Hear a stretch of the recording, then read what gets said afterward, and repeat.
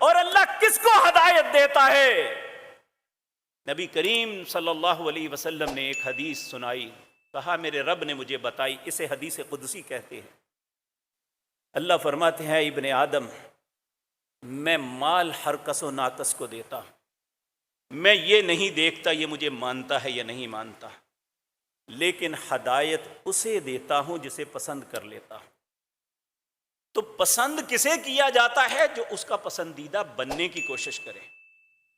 تو جب ہم اپنی خواہش کے تابع دار بن جائیں گے، اللہ کو الہ سمجھنے کے بجائے اپنی خواہش کو اپنا معبود بنا لیں گے، تو اللہ رب العزت فرماتے ہیں پھر اس کو کیسے ہدایت ملے گی؟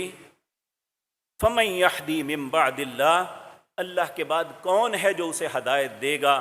افلا تذکرون، تم کیوں نہیں نصیحت پکڑتے؟